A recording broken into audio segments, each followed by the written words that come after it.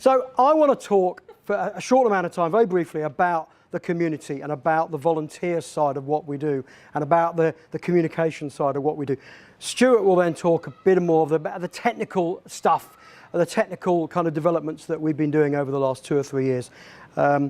Firstly, though, I want to kind of introduce the other Slow the Flow members, because as a group of people, we are so fortunate to have a group of half a dozen, 6 or 7 of us who have kind of achieved what we have. You know, Bede here, our chair, you've seen Bede, he comes from an educational background, a technical background. Stuart is a civil engineer, who brings 30 odd years of experience of working how the ground works.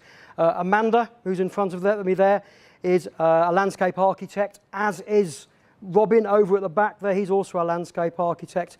And Therese, there she is, Therese at the back, is project manager. She manages big projects for a big bank. Steve Garrett here deals with the Charity Commission, deals with all our finances as the treasurer. So we have a really, really strong team of people who have come together after 2015 to do what we do.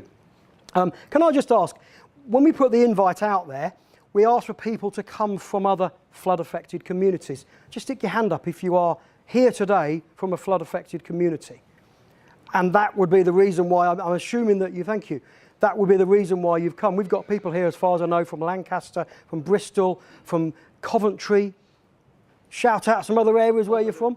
Todmorden, there you go. East York, so we've got, we were, Kent? Wow, well, that's amazing. Where else? Somerset. Thank you so much. When we put this invite out there, we did not know who was going to turn up. We thought it might have just been the 6 of us in a big room. Fortunately, you've all made the real effort to do it, and I hope you get a lot out of today. So I've done the introduction to us. I want to talk a bit about, I should have put that slide up a minute ago, shouldn't I? Talk a bit about the community engagement. Hardcastle Crags, which is our kind of primary project. A bit later on, Amanda and her colleagues are going to talk to you about SUDS, which is another project that we've got on the go. And then Stuart's going to talk about the monitoring and reporting. And then we're going to have a tea break, if we've got enough time, if Stuart doesn't talk too long. So there's 4 kind of areas. When you're doing, Josh has touched on some of this stuff. When you're looking at how you can make a difference in your own communities, you'll take all this stuff away from today, and you'll look at how you can get it out there. What's worked for us, okay, I'm not saying it'll work for you, but what's worked for us is to go and talk to people. Get up there in front of groups of, I've spoken in front of 3 or 4 people, and I've spoken in front of 100 people. But go to your ward forums, go to your parish councils, your Rotary clubs, your local interest groups. We're showing round the Huddersfield and Halifax Geographical Society in a couple of weeks round Hardcastle Crags. We get approached by all sorts of organisations. So go and talk to those people that can help you recruit volunteers, do the work with you and for you. Go and ingratiate yourselves within the flood networks, within your local areas, the Environment Agency, your local councils, local authority networking days. Last week we spoke at the Calderdale Council Vision 2024 event, and there were hundreds of people there, and we were asked to represent a community organisation, about the work that we were doing. Throw yourself at the media, like Josh has said. Not only do politicians like to be at the forefront of all this, the media need stories. They need feeding. They're like a huge, great big beast. Don't be shy. Last couple of Christmases ago, we appeared on BBC One on a daytime competition programme, and we won some money to fund some of the cameras, which Stuart will tell you about in a few minutes. So court those media, court those people out there that can further the aims that you've got of reducing flood risk in your local area. And social media. We're very fortunate to have a website run by Calderdale Council called Eye on Calderdale. Originally, I'd put some hyperlinks on here to talk you through them, but we haven't got time. So make a note, have a look at Eye on Calderdale. It is a really, really good resource for how your local authority can support the work that you do. Twitter, Facebook, your own websites, just get yourself out there, do it all, get out there. I just wanted to very quickly touch upon Hardcastle Crags. Please, if you can, come and have a look round there tomorrow morning. We've now installed nearly around about 350 leaky dams using hundreds of volunteers twice a month, every month for the last 2 years, okay? We've had volunteers from that big to that big, and people that 75, 80 years old, right down to 4, 5-year-olds, you know, gathering up the brush in the forest floor. It's fantastic. It's a really great community thing to be involved in. So, you know, we have achieved, as has already been alluded to by my 2 previous speakers, we've achieved quite a lot.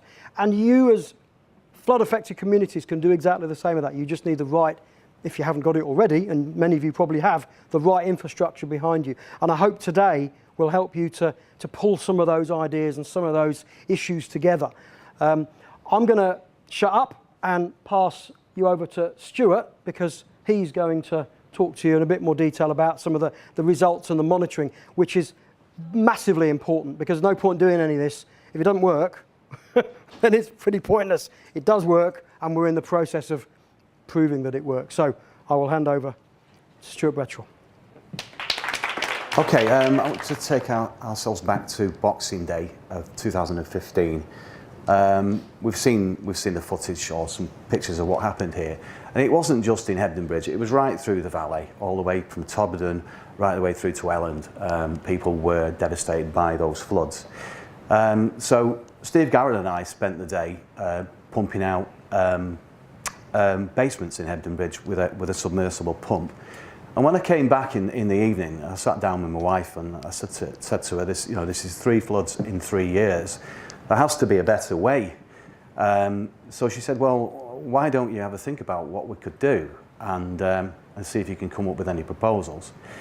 So what I did was I started doing a bit of research, and I came across what had happened at Pickering, and where that was a town that had continually flooded for about a 10-year period.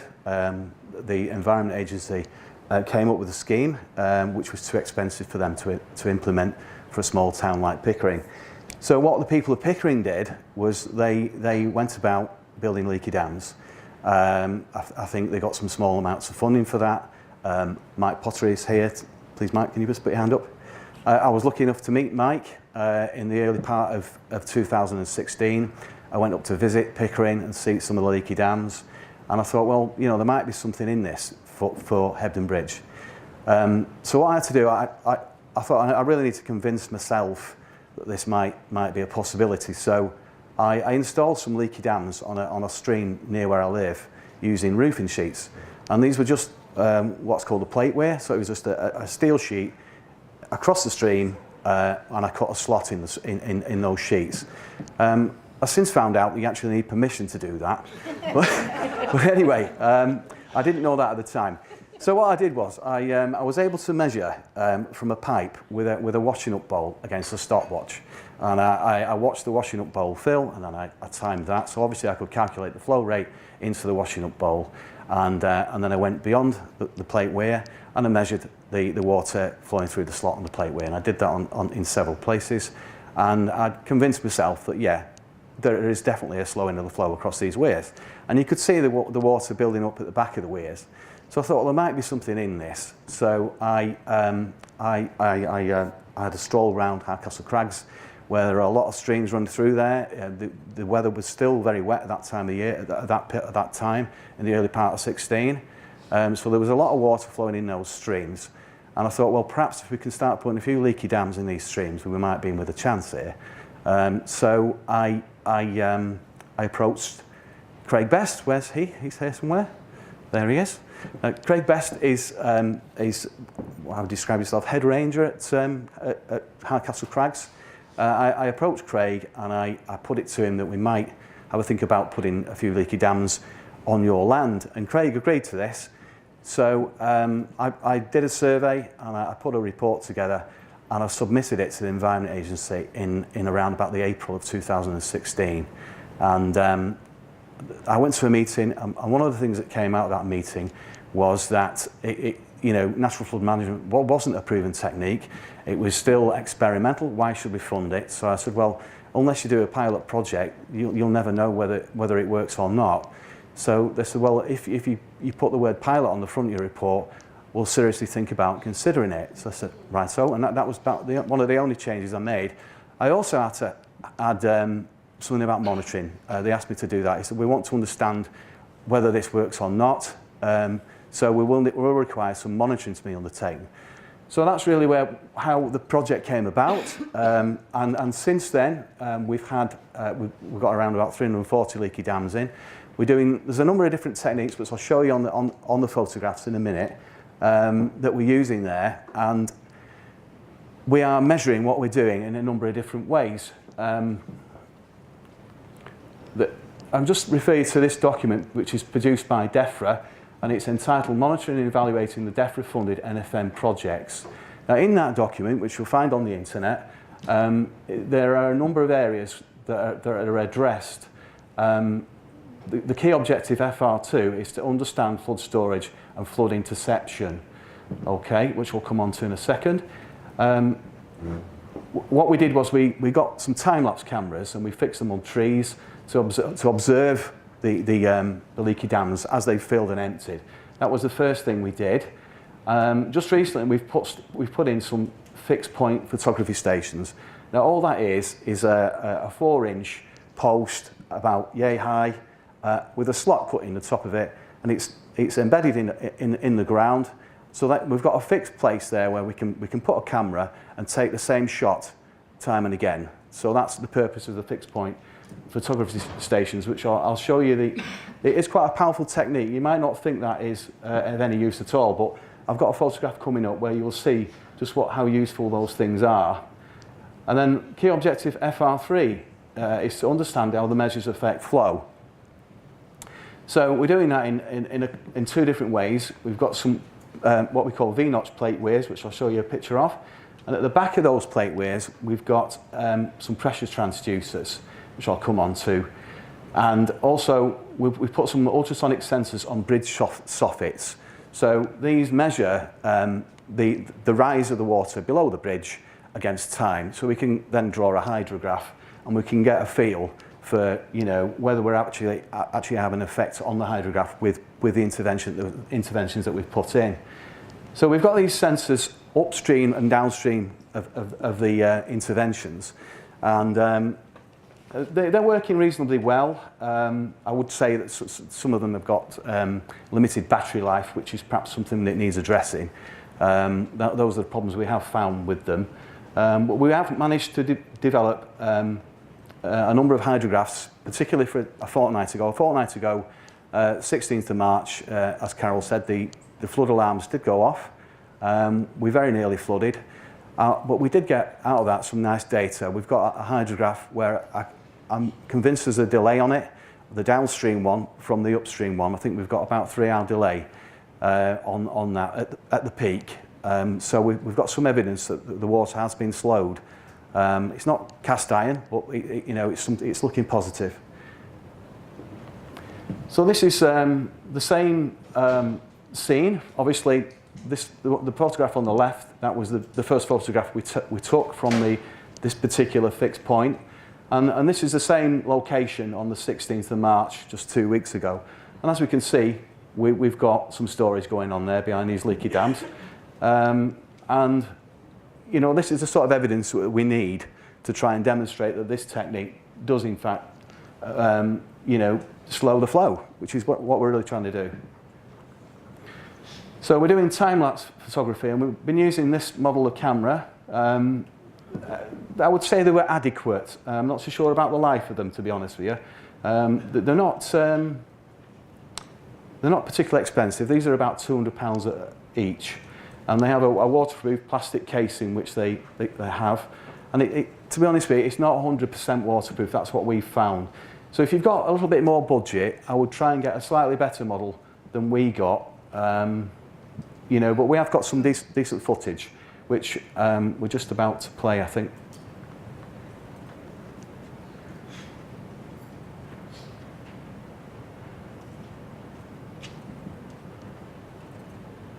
Okay, so this isn't actually in Hardcastle Crags, this is at Gorpley.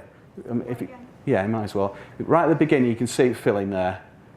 So that's a wooden leaky dam constructed just on the edge of the moorland at Gorpley there. That's been in about 2 years, that particular dam. And you know that's the sort of footage we've got from Hardcastle Crags.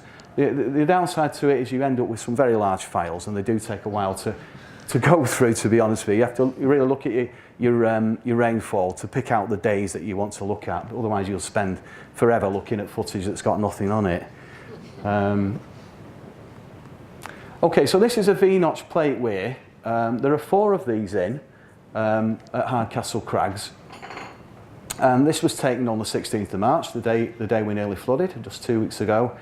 So a Vnotch plate weir is just a steel plate. This is a 6mm steel plate with a V cut in it, a 90-degree V, this particular one. So we've got them upstream and downstream of the leaky dams. Obviously the upstream, that measures the flow through the weir before any interventions are intercepted by the water. And then we've got a downstream one, so we're comparing the flow rates upstream and downstream. And then we also have a control stream with the same two plate weirs in, but with no leaky dams. So what we'd expect to measure in that is a flow rate at the top that's the same, the flow rate at the bottom that's the same as the one at the top. And in fact, that's what we've found. So you can get a snapshot of whether these are working. Just again with the washing up bowl, you just put your washing up bowl underneath that and time it to fill, and you can get the flow rate. So that gives you a snapshot. And the snapshot data that we've got is we've got a 50% saving or 45% saving at the bottom weir compared to the top. That's what I've found. But really what I'd like to do is I'd like to develop a hydrograph. And you see the tube at the back. That's what's called the stilling well, and it's just fixed to some scaffold tubes that are hammered into the bank.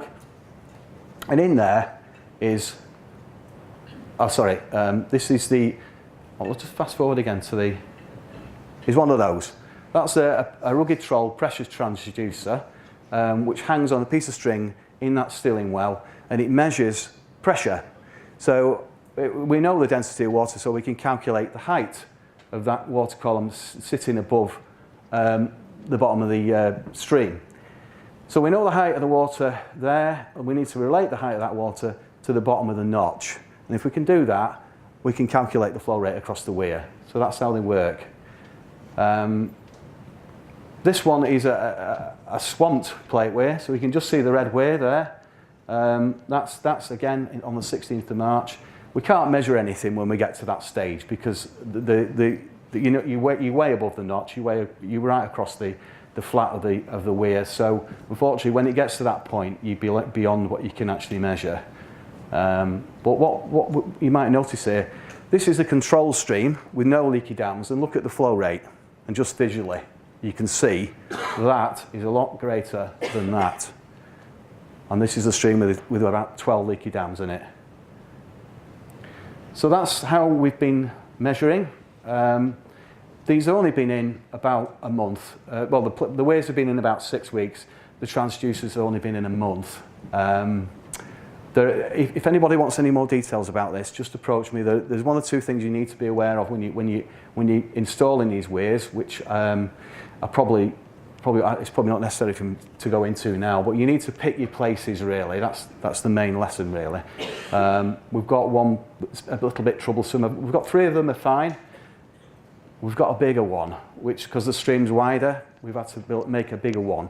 Well, of course, the first thing is the plate is a bit heavy to carry, so it takes 2 or 3 men to get there with a plate. And because of the pressure on it, with it being a bigger weir, we've got a little bit of movement on that weir. So we need to go and have another look at that.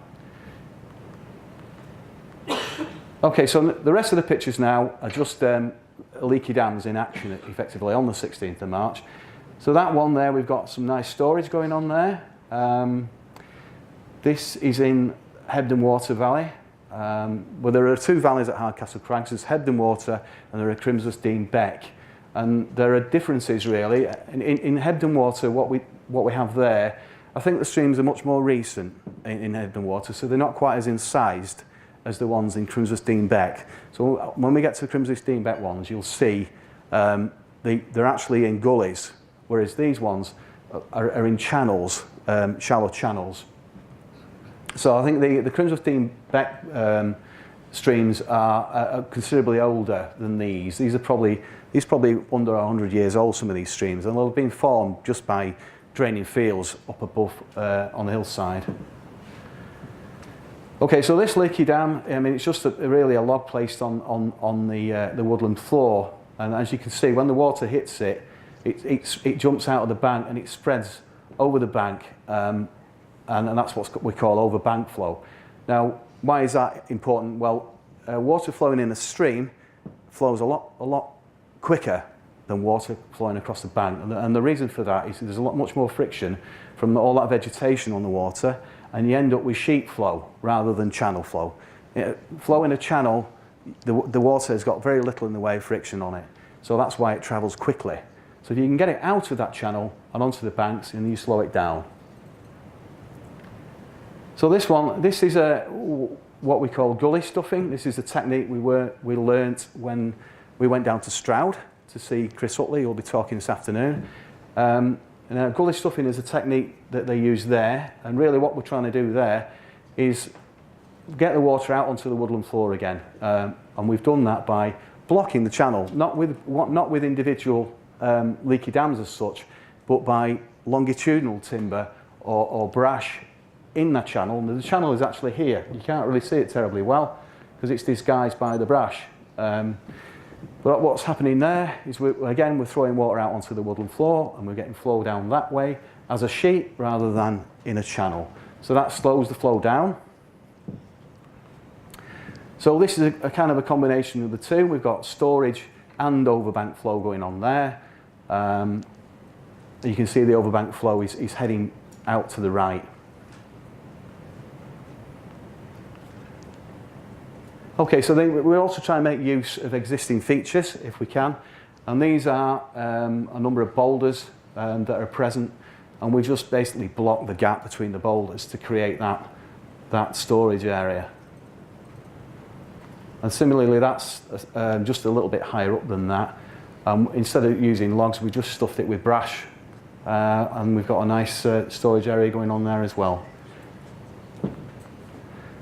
That's just a single log, leaky dam across the stream. It's got slots cut in it, you can see, so the water can get through it, but obviously at a much slower rate. And that's the end of my talk. Thank you very much for listening.